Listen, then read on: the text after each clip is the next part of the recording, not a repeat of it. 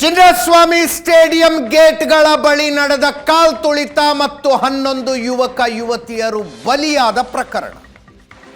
ಈ ಪ್ರಕರಣದಲ್ಲಿ ಅಳೆದು ತೂಗಿ ರಾಜ್ಯ ಸರ್ಕಾರ ಒಂದು ಲೈನ್ ಆಫ್ ಆರ್ಗ್ಯುಮೆಂಟ್ಗೆ ಬಂದಂಗೆ ಕಾಣಿಸ್ತಾ ಇದೆ.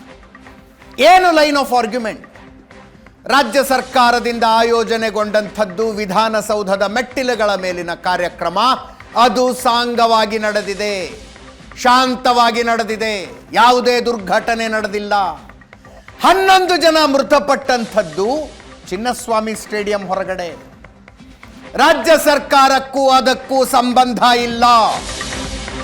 ಈ ಆರ್ಗ್ಯುಮೆಂಟ್ಗೆ ರಾಜ್ಯ ಸರ್ಕಾರ ಅಂಟಿಕೊಳ್ಳುವ ಲಕ್ಷಣಗಳು ಕಾಣಿಸ್ತಾ ಇದೆ. ನಿನ್ನೆ ಸಂಜೆ 4 ಗಂಟೆಗೆ ಮಹತ್ವದ ತುರ್ತು ಸಭೆಯೊಂದನ್ನು ಕರೆಯಲಾಗಿತ್ತು.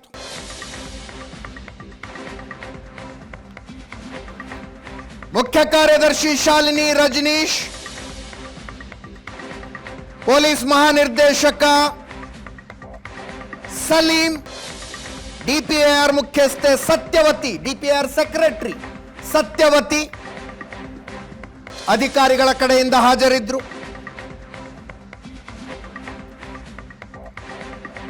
ಮುಖ್ಯಮಂತ್ರಿಗಳು, ಉಪಮುಖ್ಯಮಂತ್ರಿಗಳು ಮತ್ತು ಗೃಹ ಸಚಿವರು ಇದ್ರು.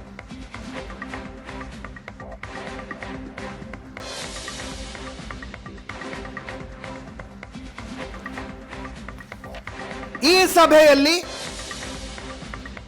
ಕಾಲ್ ತುಳಿತ ಪ್ರಕರಣದಿಂದ ಸರ್ಕಾರದ ಇಮೇಜ್ಗೆ ಧಕ್ಕೆಯಾಗದಂತೆ ನೋಡಿಕೊಳ್ಳಿ ಅಂತ ಮುಖ್ಯಮಂತ್ರಿಗಳ ಸೂಚನೆ ಕೊಟ್ಟಿದ್ದಾರಂತೆ. ನಿನ್ನೆ ಸಂಜೆ 4 ಗಂಟೆಗೆ ನಡೆದ ಮಹತ್ವದ ಸಭೆ ಇದು.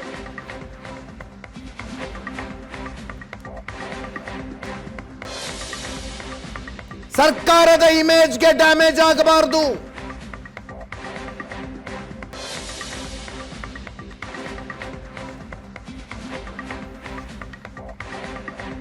ಕಾನೂನು ಹೋರಾಟದಲ್ಲಿ ಹಿನ್ನಡೆಯಾಗಬಾರದು. ಎಲ್ಲವನ್ನು ಪರಿಣಾಮಕಾರಿಯಾಗಿ ಮಾಡಿ ಅಂದ್ರಂತೆ.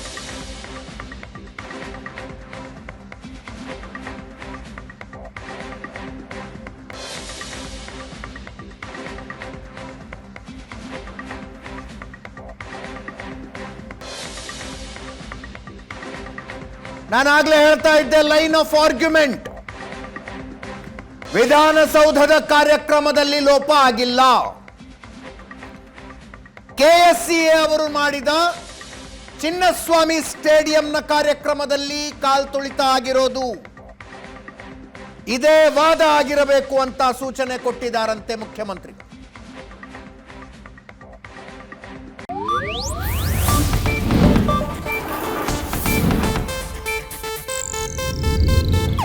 ಇದು ಏಷ್ಯಾನೆಟ್ ನ್ಯೂಸ್ ನೆಟ್ವರ್ಕ್ ಪ್ರಸ್ತುತಿ.